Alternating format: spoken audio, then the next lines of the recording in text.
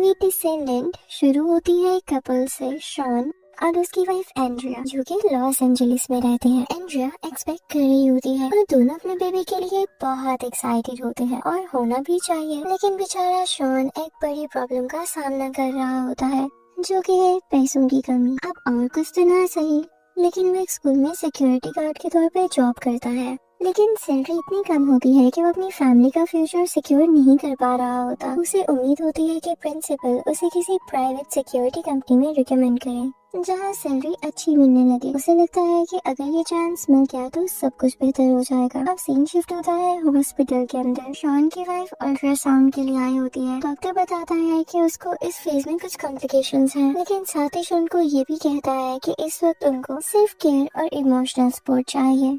यहाँ से ये क्लियर हो जाता है कि शॉन अपनी जिम्मेदारी को कितना सीरियस लेता है। उसका सबसे बड़ा कंसर्न ये होता है कि वो अपने बच्चे के लिए एक सिक्योर लाइफ बना सके। उसकी वाइफ भी जॉब करती है, लेकिन शॉन चाहता है कि एक दिन वो इतना कामयाब हो कि उसकी बीवी को कोई भी काम न करना पड़े। इतनी सारी स्ट्रगल्स करने के बावजूद और इतनी सारी ओवर थिंकिंग के बावजूद भी उनका रिश्ता काफी मजबूत होता है।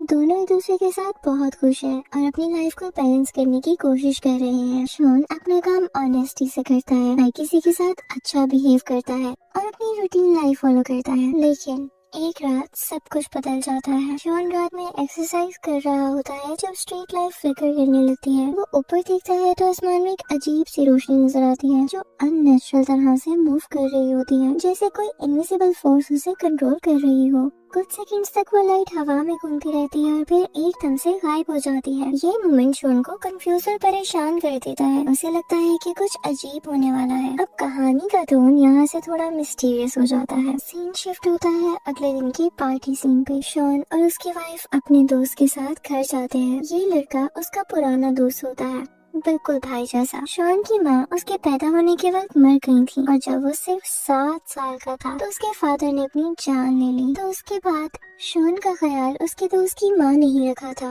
और इस तरह से जैसे वो उन्हीं का कोई फैमिली मेंबर हो। उस औरत का नाम रॉबिन होता है, यानी शॉन के फ्रेंड की मदर का नाम। वो एक केयरिंग लेकिन शार्प जुबान वाली औरत होती है। उसको हर एक की बातें जानने का बहुत शौक होता है। अब पार्टी के दरमियान में वो शॉन से उसकी फाइनेंशियल हालत के बारे में पूछती है। वो उसे कुछ हेल्प की भी ऑफर करती है, लेकिन शॉन मदद लेने से मना कर देता है। रॉबिन कहती है कि उसके फादर भी ब्रिलियंट थे, लेकिन पैसों के मामले में हमेशा स्ट्रगल करते रहते थे और ये प्रॉब्लम शायद उनकी फैमिली में ही चलती आ रही है। थोड़ी देर बाद शॉन का फ्रेंड उसको बेसमेंट में ले जाता है कुछ पर्सनल बात करने के लिए। अब उसे मजाक में कहने लगता है कि क्या तुम श्योर हो अपनी बेबी के लिए? तुम्हें लगता है कि तुम रेडी हो, कहीं बाद में तुम्हें पछताना न पड़े? तो शॉन उससे कहता है कि यार अब 7 महीने बाद वापस मुड़ना पॉसिबल तो नहीं है ना। उसके बाद शॉन का दोस्त एक पुरानी याद शेयर करता है। हाई स्कूल के कैंपिंग ट्रिप में एक डियर फेंस में फंस जाता है। जब सब लोग भाग जाते हैं, शॉन डियर के पास जाके उसे काम करता है और उसे फ्री कर देता है। शॉन का फ्रेंड उसे कहता है कि तुम्हारे पास तो एक मैजिक टच है, तुम जरूर अच्छे बाप बनोगे। शॉन कहता है काश मुझे अब भी वही कॉन्फिडेंस होता। उस वक्त शॉन बेसमेंट में कुछ गन्स देखता है। शॉन का फ्रेंड बताता है कि ये गन्स उसकी वाइफ के वालिद की थी, यानी उनके फादर की थी। शॉन मजाक में कहता है कि उसे भी एक गन लेनी चाहिए। शॉन का फ्रेंड मना करता है और कहता है कि बेबी आने वाला है, तुम्हें किसी और प्रोटेक्शन की जरूरत नहीं है, तुम तो खुद अपनी फैमिली के लिए प्रोटेक्शन बनोगे, देखना। अब उस रात जब वो घर जा रहे होते हैं, शॉन को उसके बॉस का मैसेज मिलता है कि स्कूल के सिक्योरिटी सिस्टम में प्रॉब्लम है। वो अपनी वाइफ को घर ड्रॉप करता है और मैसेज भेजता है कि वो लेट आएगा, इसलिए उसका वेट न करें। अब सीन शिफ्ट होता है स्कूल के रूफटॉप पे। शॉन सिस्टम फिक्स करता है और देखता है कि रूफटॉप लाइट फ्लिकर कर रही है। वो ऊपर चढ़ के चेक करने जाता है और एकदम से आसमान में ब्लाइंडिंग लाइट चमक उठती है। उसे ऐसा लगता है जैसे वो लाइट उसे खींच रही हो। सब कुछ डार्क हो जाता है और उसके जहन में अजीब सीन्स फ्लैश होने लगते हैं। एक वेब जैसा स्ट्रक्चर, उसके सर से कनेक्टेड कुछ ट्यूब्स और उसके पास उसके फादर की लाइफलेस बॉडी, यानी बेजान जिस्म। थोड़ी ही देर बाद शॉन हॉस्पिटल के बेड पर आंख खोलता है। उसके सर पे बैंडेज लगा होता है और उसके पास उसकी वाइफ बैठी होती है। उसे समझाती है कि वो स्कूल के रूफटॉप से गिर गया था, लेकिन एक मिरेकल ने उसे बचा लिया। डॉक्टर भी कहता है कि उसका बचना किसी मौजे से कम नहीं। अब उसे कुछ दिन रेस्ट करने को कहा जाता है। कुछ दिन गुजर जाते हैं और अब शॉन फाइनली घर आता है। उसकी बीवी उसे डांटती है कि तुमने एक बल्ब की खातिर अपनी जान रिस्क में डाल दी। वो कहती है कि मुझे और हमारे बेबी को तुम सेफ चाहिए हो। शॉन वादा करता है कि वो ज्यादा एहतियात से काम करेगा, लेकिन जैसे जैसे वो रिकवर करता है उसे कुछ नया महसूस होने लगता है। उसके अंदर जैसे कोई नई एबिलिटी एक्टिवेट हो गई हो। पहले वो ड्राइंग में बिल्कुल वीक था, लेकिन अब उसके हाथ से डिटेल स्केचेस और पेंटिंग्स निकलती हैं, जैसे उसके अंदर कोई छुपा हुआ टैलेंट जाग गया हो। इसके साथ ही एक और चीज शुरू होती है, हेलुसिनेशंस, यानी उसे वो चीजें नजर आने लगती हैं जिनका रियलिटी से कोई ताल्लुक नहीं होता। एक सुबह जब उसकी वाइफ घर से निकलती है तो वो देखता है कि एक इनविजिबल फोर्स उसे अंधेरे में खींच रही है। और फिर एक ही सेकंड में सब कुछ नॉर्मल भी हो जाता है, जैसे ये सिर्फ एक ख्वाब था। फिर हम नेक्स्ट डे शॉन को हॉस्पिटल के अंदर देखते हैं, जो कि वेटिंग एरिया में बैठा होता है। जब स्क्रीन पे उसे अपनी वाइफ नजर आती है जो कि दर्द में चिल्ला रही होती है, तो वो पैनिक में होता है और बाहर भागता है। बाहर उसे एक बेंच पे खुद अपनी ही जैसी शक्ल वाला आदमी बैठा हुआ दिखाई देता है, सेम टू सेम उसका ही रिफ्लेक्शन, लेकिन थका हुआ, बीमार और कंफ्यूज्ड। अब यहाँ से स्टोरी और डिस्टर्बिंग बनने लगती है। शॉन का रियलिटी से कनेक्शन आहिस्ता आहिस्ता टूटने लगता है। उसके सेंसेस एबनॉर्मल हो जाते हैं। वो दूर की आवाजें भी सुन लेता है और हर वक्त कुछ न कुछ स्केच करता रहता है, जैसे उसके हाथ अपने आप मूव हो रहे हो। डॉक्टर्स उसके टेस्ट भी करते हैं, लेकिन कुछ भी एबनॉर्मल नहीं मिलता। सब कुछ नॉर्मल लगता है, लेकिन शॉन अंदर से जानता है कि कुछ तो गलत हो रहा है। उसे लगता है कि जैसे वो किसी और जगह में फंसा हुआ है और अपने आप को वापस लाने की कोशिश कर रहा है। वो इंसिडेंट जो स्कूल के रूफटॉप पे हुआ था, अब उसे नॉर्मल गिरना नहीं लगता। उसे शक होता है कि शायद वो किसी और दुनिया या किसी एलियन फोर्स का हिस्सा बन गया था। स्टोरी अब यहाँ पे कुछ डार्क टर्न लेती है। हर सीन के साथ कंफ्यूजन बढ़ रही है। क्या ये सिर्फ रियलिटी है या शॉन के दिमाग का इल्यूजन? कुछ पता नहीं चलता। सीन शिफ्ट होता है डॉक्टर के ऑफिस के अंदर। शॉन अपने स्केचेस लेकर आता है और डॉक्टर को दिखाता है। हर ड्राइंग ही अजीब सी होती है, उनके शेप्स और फिगर्स एक अलग वर्ल्ड जैसे लगते हैं। शॉन डॉक्टर को बताता है कि उसे अक्सर अजीब विजन्स दिखते हैं और तो और उसके सुनने की एबिलिटी भी बढ़ गई है, यानी हियरिंग सेंस। डॉक्टर इस सब का कोई साइंटिफिक रीजन नहीं दे सकता, लेकिन वो शॉन को एनकरेज करता है कि ड्राइंग कंटिन्यू रखे। डॉक्टर कहता है कि हो सकता है कि उसका माइंड कुछ कम्युनिकेट करने की कोशिश कर रहा हो। साथ ही वो सजेस्ट करता है कि शॉन एक साइकियाट्रिस्ट से भी मिले ताकि उसके मेंटल स्टेट को समझा जा सके। फिलहाल वो कोई भी मेडिसिन प्रिस्क्राइब नहीं कर सकता। सीन शिफ्ट होता है शॉन के घर पे। अब वो अपने नॉर्मल दिन जीने की कोशिश कर रहा है, लेकिन हेलुसिनेशंस उसे चैन नहीं लेने देती। रात के वक्त उसे घर के अंदर से कुछ आवाजें आती हैं। वो किचन से एक नाइफ उठाता है और आहिस्ता आहिस्ता ड्राइंग रूम की तरफ जाता है। वहाँ उसे एक डॉग मिलता है जो पता नहीं कैसे घर के अंदर आ गया था। शॉन उसे अपने दोस्त के घर ले जाता है ताकि वो सेफ रहे। थोड़ी ही देर बाद शॉन बेबी के रूम के लिए पेंट लेने मार्केट जाता है। साथ ही वो कुछ आर्ट सप्लाईज भी खरीद लेता है। जब वो घर लौटता है तो रोबिन उसे देखकर मजाक में कहती है कि अब तो तुम आर्टिस्ट बन गए हो। लेकिन शॉन के लिए ये मजाक नहीं होता, क्योंकि अब उसके सेंसेस इतने शार्प हो गए हैं कि वह दूर से भी लोगों की बातें सुन सकता है। एक दिन की रात साफ करते हुए उसे अपने फादर की पुरानी फोटोज मिलते हैं। उन्हें देखता रहता है और अंदर से इमोशनल हो जाता है। उसके जहन में उसके बचपन की यादें वापस आने लगती हैं। फिर एक दिन हम देखते हैं कि शॉन अपने बेबी के कमरे की दीवार को पेंट कर रहा है, लेकिन पेंट करते करते वो कुछ और ही स्ट्रक्चर बना देता है, जैसे कोई हिप्नोटिक पैटर्न हो। जब उसकी वाइफ रूम में आती है तो वो फ्लोर पे सोया होता है और होश आने पर वो भी शॉक में आ जाता है, क्योंकि उसे याद ही नहीं होता कि उसे कब बनाया। उनका बेबी आने में कुछ ही दिन बचे थे, लेकिन शॉन का माइंड अब ज्यादा हैवी और अनस्टेबल फील करता है। कभी उसके सेंसेस एक्सट्रीम लेवल पे चले जाते हैं और कभी बिल्कुल ही डल हो जाते हैं। एक रात दोनों पार्टी में जा रहे होते हैं। वहाँ शॉन को और भी डिस्टर्बिंग चीजें नजर आने लगती हैं। उसे एक आदमी दूर से घूरता हुआ दिखता है और जब वो ध्यान से देखता है तो उसे लगता है जैसे वो आदमी कोई और नहीं बल्कि उसका दूसरा ही वर्जन हो। वो सोच में खड़ा रहता है जब वो उसका दूसरा वर्जन अपनी आंखें खोलता है, जो कि बिल्कुल अननेचुरल लग रही होती है। तो शॉन काफी हैरान हो जाता है। अगले ही मोमेंट सब लोग नॉर्मल दिखने लगते हैं, लेकिन शॉन का दिमाग हिल चुका होता है। कुछ देर बाद उसकी वाइफ उसे देखती है कि वो रोड के साइड पे बैठा हुआ है, जहाँ उसके नाक से खून निकल रहा होता है। उसे समझ नहीं आता कि ये सब कैसे हो गया। और उसी रात शॉन नींद में उठता है और देखता है कि उसके हाथ पे एक छोटी सी चोट लगी हुई है। वो उसे स्क्रैच करता रहता है यहाँ तक कि जब तक उससे खून निकलना नहीं शुरू हो जाता। उसके बाद उसे अपनी शक्ल शीशे में भी बहुत अजीब लगती है।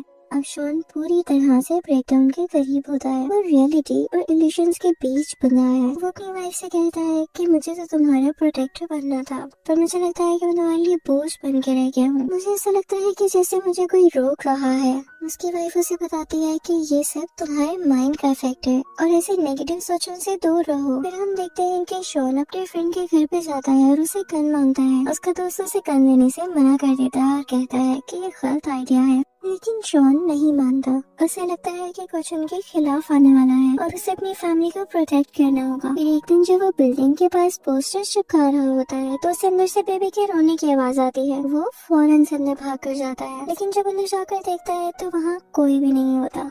अब Shawn regularly psychiatrist sessions attend कर रहा है और डॉक्टर से पूछता है कि उसके साथ क्या हो रहा है, जिस पर उसे पता चलता है कि उसे एक सिंड्रोम है, एक ऐसी रेयर कंडीशन जिसे हेड इंजरी के बाद इंसान के अंदर एक्स्ट्रा ऑर्डिनरी टैलेंट एक्टिव हो जाते हैं। डॉक्टर समझाता है कि कभी कभी ब्रेन इंजरी के बाद सेरोटोनिन नई कनेक्शंस बनाता है, जिसकी वजह से हिडन एबिलिटीज अनलॉक हो जाती है। ये अनयूजुअल जरूर है, लेकिन इसमें हैरत वाली कोई बात नहीं है और ना ही ये डेंजरस है। लेकिन शॉन अंदर से कुछ और सोच रहा होता है। उसे लगता है कि ये सब एलियन इंटरफेरेंस का ही रिजल्ट है। टाइम जैसे जैसे गुजरता है उसके साथ उसका गिल्ट बढ़ने लगता है। उसे लगता है कि वो अपनी वाइफ का सही से सपोर्ट नहीं बन पा रहा है और इसी गिल्ट के चक्कर में वो बुलेट्स भी खरीद लेता है।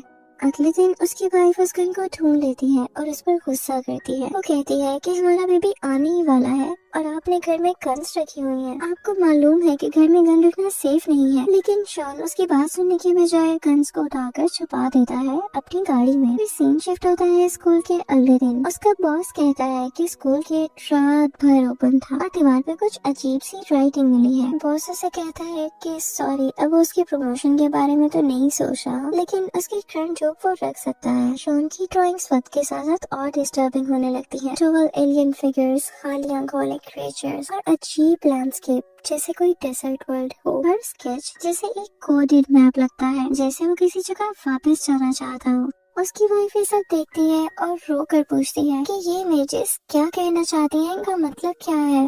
लेकिन शॉन के पास कोई जवाब नहीं होता। इनफैक्ट उसे खुद समझ नहीं आ रहा होता कि ये सब क्या सिग्निफाई कर रहा है, यानी इन सब का मतलब क्या है।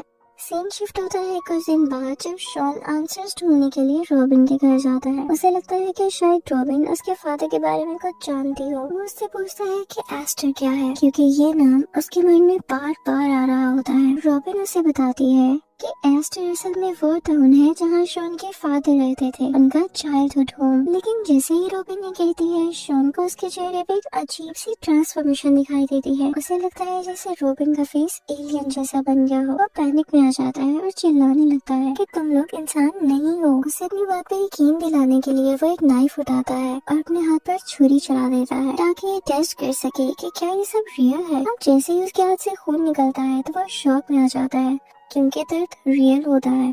रॉबिन उसे बैंडेज करने की कोशिश करती है, लेकिन वो और ज्यादा डिस्टर्ब हो जाता है। अब हम बीच का सीन देखते हैं। शॉन अपने हाथ में गन लेकर चलता है। उसकी सीन में सिर्फ एक ही सोच होती है कि शायद सब कुछ खत्म कर देना ही बेहतर है। लेकिन जब वो समुद्र के किनारे खड़ा होता है तो वो ट्रिगर नहीं दबा पाता। वो गन को दूर फेंक देता है और वापस लौट आता है। जब घर पहुंचता है तो देखकर शौक हो जाता है कि रॉबिन और उसके दोस्त की वाइफ, उसकी वाइफ यानी शॉन की वाइफ के पास होती है। शॉन की वाइफ बेहोश सी होती है। शॉन की दोस्त की वाइफ यानी रॉबिन की डॉटर इन लॉ शॉन पे चिल्लाती है, कहती है कि उसकी वजह से उसकी बीवी इतनी स्ट्रेस में चली गई है और उस वक्त शॉन की वाइफ उसे मिलने से मना कर देती है। इस मोमेंट के बाद शॉन का दिल सा टूट जाता है। वो अपने फ्रेंड के घर रुकता है और कुछ दिन तक वहीं स्टे करता है, लेकिन उसका दिमाग अभी भी रेस्ट नहीं लेता। हर वक्त वो ड्रॉ करता रहता है, पेजेस पे पेजेस भर देता है, अजीब डिजाइन्स और अजीब शेप्स। उसे याद आता है कि डॉक्टर ने कहा था कि ड्राइंग शायद उसके माइंड का हीलिंग प्रोसेस का पार्ट हो। अब की बार वो फिर से अपने स्केचेस लेके डॉक्टर के पास जाता है। डॉक्टर उन ड्राइंग्स को देखता है लेकिन कहता है कि ये इतने कॉम्प्लेक्स हैं कि इनका मतलब समझना मुश्किल है। शॉन इरिटेट हो जाता है। उसे लगता है कि सब लोग उसे समझने की बजाय इग्नोर ही कर रहे हैं। फिर एक दिन जब वो डॉक्टर के ऑफिस में होता है तो उसकी नाक से खून निकलने लगता है। उस मोमेंट के बाद सब कुछ ब्लर हो जाता है और अगले ही पल वो हॉस्पिटल के एक और रूम में होता है। वहाँ एक औरत लेबर पेन में होती है और थोड़ी ही देर बाद वो मर जाती है। जब शॉन उसका चेहरा देखता है तो वो उसी की बीवी होती है। वो चिल्लाता है, बहुत रोता है, लेकिन फिर एक ही सेकंड में उसकी आंख खुल जाती है और उसे रियलाइज होता है कि ये सब तो सिर्फ एक ड्रीम था। वो फौरन से घर जाता है और उसी वक्त अपनी बीवी को चेक करता है। उसकी बीवी ठीक होती है, लेकिन उसे फिर से हेलुसिनेशंस दिखाई देते हैं। उसे लगता है कि रॉबिन और उसकी बहू यानी उसके फ्रेंड की वाइफ एलियंस बनकर आए हैं और उसकी बीवी को तकलीफ दे रहे हैं। लेकिन कुछ सेकंड्स बाद सभी कुछ नॉर्मल हो जाता है। शॉन बेबी के रूम में देखता है कि कुछ नई पेंटिंग्स बनी हुई हैं जो कि उसकी बनाई गई नहीं है। पेंटिंग्स एक जगह का सीन दिखाती हैं, एक टाउन जिसका नाम होता है एस्टर। वो शॉक में आ जाता है क्योंकि ये वही नाम था जो उसके दिमाग में बार बार आ रहा था। उसे लगता है कि शायद ये जगह उसके पास से जरूर कहीं न कहीं जुड़ी है। वो कार लेकर सीधा एस्टर के लिए निकल पड़ता है और जब वो वहाँ पहुँचता है तो उसे हर जगह वही लैंडस्केप नजर आते हैं जो उसने अपनी ड्राइंग्स में बनाए हुए थे। उसे लगता है कि जैसे उसके बचपन की यादें वापस आ गई हो। थोड़ा आगे जाके वो अपना पुराना घर देख लेता है।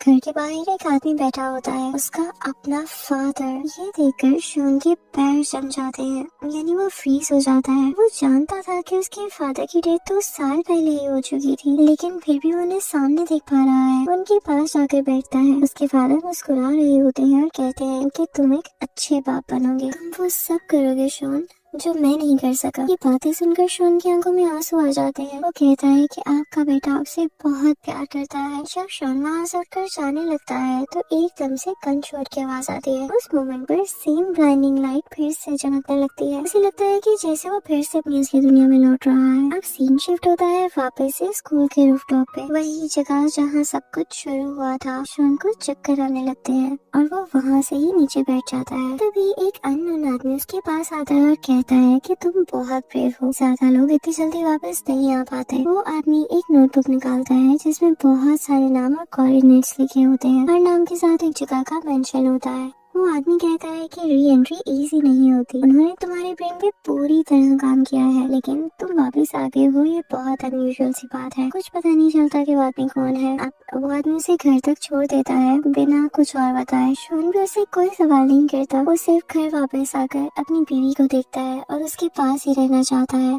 जब वो घर आता है तो उसकी प्यारी सी बीवी बेड पे सो रही होती है। उसके पास जाकर लेट जाता है और पहली बार उसके चेहरे पे एक सुकून भरी मुस्कुराहट होती है। ऐसे लगता है जैसे सब कुछ खत्म हो गया हो। लेकिन लास्ट मोमेंट में एक ट्विस्ट आता है। घर की बेडरूम की वॉल पूरी ड्राइंग से भरी होती है। वही स्ट्रेंज सिंबल्स, लैंडस्केप्स और एलियन फिगर्स जो शॉन ने पहले बनाए थे। ये देखकर एक सवाल उठता है, अगर ये सब एक ड्रीम था तो ये ड्राइंग्स वहाँ कैसे आई? ये सवाल यहीं पे एक मिस्ट्री बन के रह जाता है, जिसका जवाब शायद शॉन खुद भी कभी ना समझ पाए। पर इस सीन के साथ कि वो अपनी बीवी के साथ लेट जाता है, मूवी खत्म हो जाती है।